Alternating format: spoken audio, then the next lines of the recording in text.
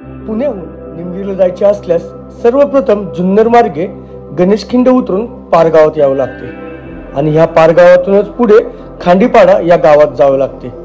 हनुमानगड आणि निमगिरीच्या पायथ्याचे गाव म्हणजेच खांडीपाडा होय. तर मित्रांनो, ह्या निमगिरी गडाला येण्यासाठी आपल्याला सर्वप्रथम खांडेवाडीमध्ये यावं लागतं आणि खांडेवाडीमध्येच आपल्या मागे ही प्राथमिक शाळा आहे. खऱ्या अर्थाने या ट्रेकची सुरुवात या शाळेपासूनच होती. शाळेच्या उजव्या बाजूला एक वाट जाते आणि हीच वाट आपल्याला निमगिरी आणि हनुमानगडाकडे घेऊन जाते. तर जास्त वेळ न घेता आपण ह्याच वाटेने आता गडाकडे निघूया.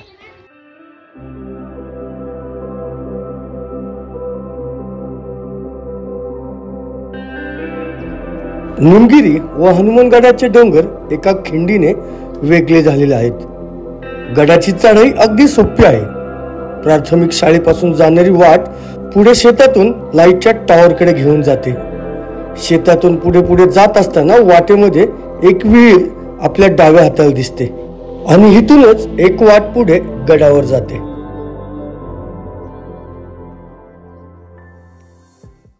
तर आता आपण बरोबर ह्या वाटेने शाळेपासून पुढे आलो. तर इथं आल्यानंतर हा आपल्याला एक लाईटचा टॉवर बघायला मिळतो आणि ह्या टॉवरच्या पुढं ही अशी खिंड आहे या साईडला. तर या खिंडीमध्येच ह्या निमगिरी आणि हनुमानगडाचं विभाजन झालंय. तर ह्या मधल्या वाटेनेच हीच वाट पकडायची आणि वरती निघायचं. तर ह्या निमगिरी गडाला येण्यासाठी ना आपण सर्वप्रथम जुन्नरमध्ये आलो.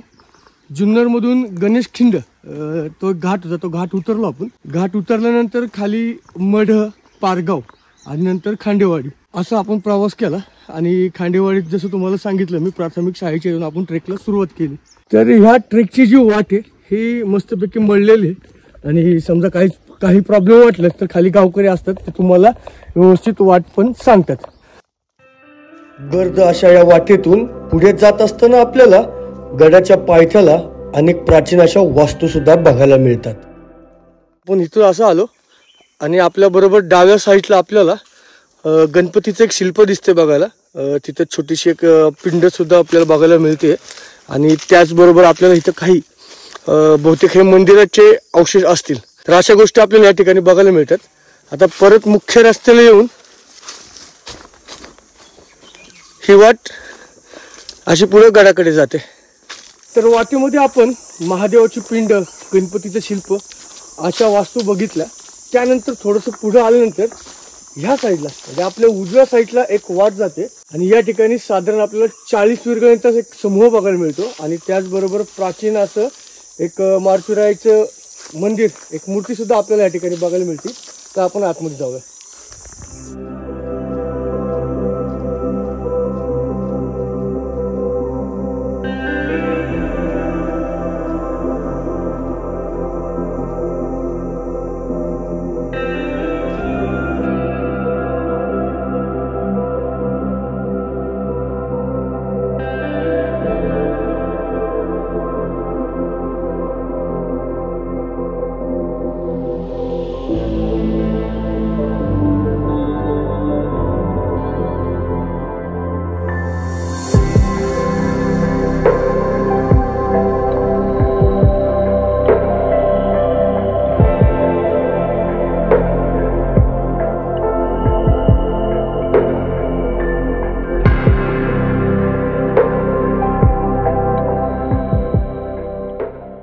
तर मित्रांनो, आता आपलं मारुतीरायाचं दर्शन झालं, आपण विरगळी वगैरे बघितल्या.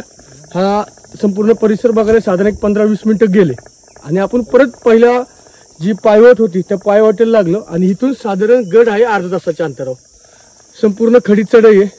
प्रचंड असं ऊन चालू होणार आहे कारण उन्हाळ्याचे दिवस असल्यामुळे ते तर आपल्याला भोगायला लागणार आहे. इथून अर्ध्या तासामध्ये आपण बरोबर गडाच्या माथ्यावर प्रवेश करू. गडाचा एक पायरी मार्ग आहे, खूप सुंदर आहे. तो तुम्हाला मी या ड्रोनच्या माध्यमातून दाखवतो. तोपर्यंत आम्ही वरती जातो आणि तुम्ही हा ड्रोनचा व्हिडिओ बघा.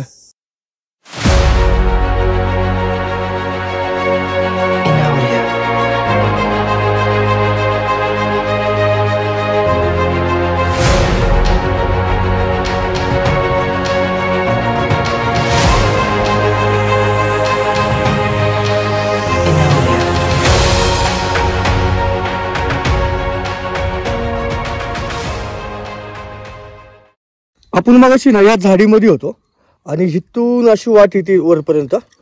या साईडला गडाच्या पायऱ्या आपल्याला बघायला मिळतात.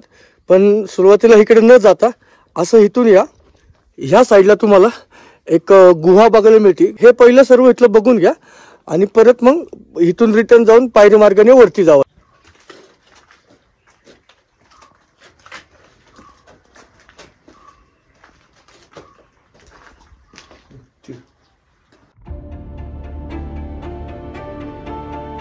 Inaudia.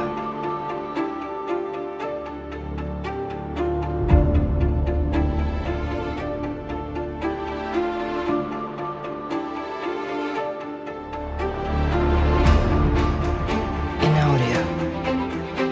Inaudia.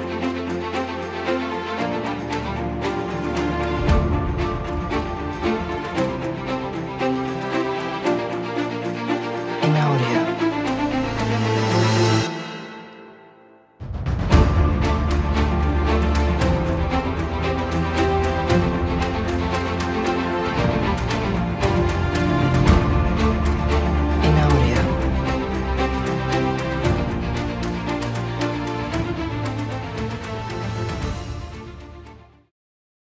तुम्ही जर पायरी मार्गाने वरती आले तर तुमच्या डाव्या साईडला तुम्हाला एक अशी गुहा बघायला मिळते.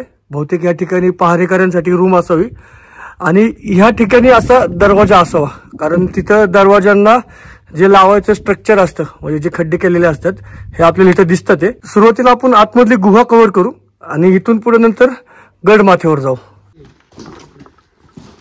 तर प्रवेशद्वाराच्या इथून आपण आतमध्ये आलो की आपल्याला एक गुहा बघायला मिळते आणि ही जर गुहा बघितली असेल तुम्ही थोडीशी अनोखी पद्धतीची वाटते, कारण इथं उतरायला काही पायऱ्या आपल्याला बघायला मिळतात. तर बहुतेक या गुहेचा वापर त्या काळी चेकपोस्ट म्हणून केला जात असावा.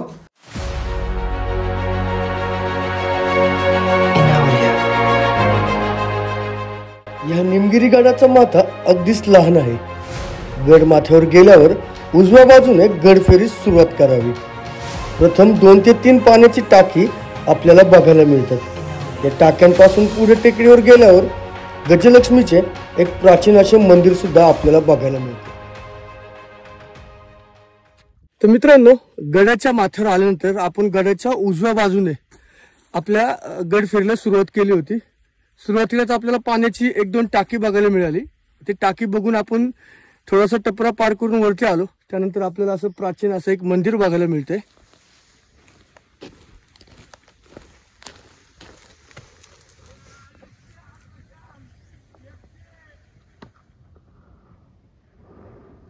आणि तुम्ही जर या गडावर येणार असेल तर सकाळी लवकर तुमच्या ट्रेकला सुरुवात करा,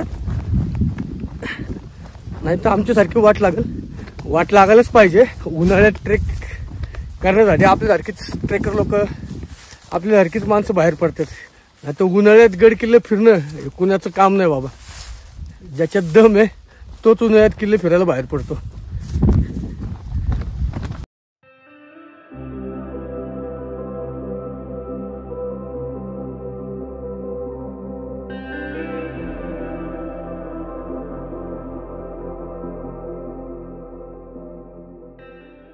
मंदिरापासून पुढे आलो.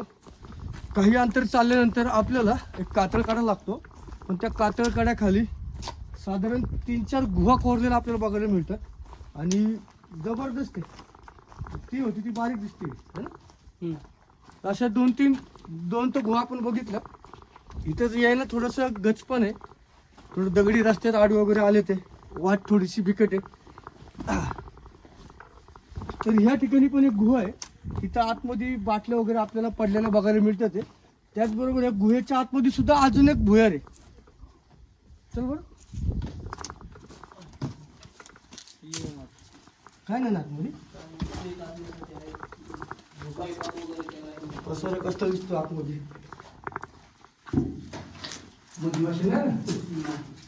अजून एक आतमध्ये गुहा आहे राहण्यासाठी. तुम्हाला दिसत असेल इथं आतमध्ये पण एक भुयार आहे. आता आपण आतमध्ये जायची काही रिस्क नाही घेत, कारण आतमध्ये भरपूर असा अंधार दिसतोय. पण इथं बऱ्यापैकी कोणतरी स्टे करत असेल, कारण इथं चूल वगैरे मांडली, प्लास्टिकच्या बाटल्या आणलेल्या इथेच ठेवल्या ते. तर अशा खतरनाक आहे. तर आता गुहा बघून आपण गडाचं जो एक सर्वोच्च ठिकाण आहे म्हणजे सगळ्यात उंच भाग आहे त्या ठिकाणी जाणार आहे आणि तिथून आपण मस्तपैकी ड्रोन शॉट घेणार आहे. तर ड्रोन शॉट कसे वाटतात कमेंट मध्ये नक्की सांगा. गुहा पाहून गडाच्या सर्वात वरच्या भागात काही घरांचे अवशेष व वाड्यांचे अवशेष आपल्याला बघायला मिळतात. येथून हरिश्चंद्रगडाचा बालेकिल्ला आणि टोलार खिंड सुद्धा दिसते. समोरच चावणचा किल्ला सुद्धा आपले लक्ष वेधून घेतो. हा संपूर्ण गड फिरण्यास आपल्याला 1 तास पुरेसा होतो.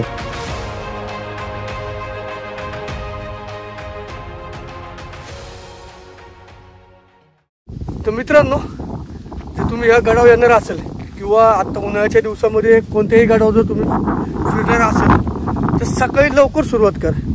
ॲक्च्युली आम्ही सकाळीच लवकर सुरुवात केली होती, पण मध्ये एक ते मारुतीरायांचं एक मंदिर भेटलं, मंदिर बघायला मिळालं आणि इतकं भारी मंदिर होतं की तिथून जाऊशीच वाटलं नाही. त्याच आम्ही तासभर घालवला. पुढच्या अख्ख्या प्लॅनला घोडा लागला. आता 1 वाजले, ते जबरदस्त ऊन पडलंय आणि त्याचबरोबर ही हवा येते ना, ही गरम हवा आहे, फुल भासते. नशीब आमच्याकडं पाणी आम्ही पुरून वापरलंय.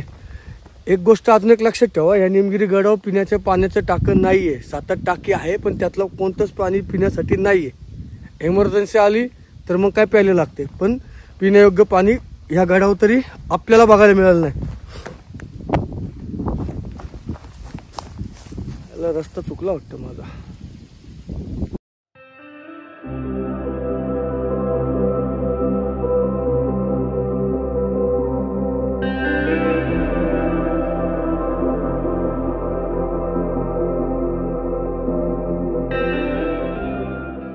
तर मित्रांनो, आता आपला संपूर्ण गड फिरून झालेला आहे. या निमगिरी गडाची माहिती तुम्हाला कशी वाटली हे उत्तर तुम्ही कमेंटमध्ये नक्की द्या. व्हिडिओ आवडला असेल तर जास्तीत जास्त लोकांपर्यंत शेअर करा. जय शिवराय.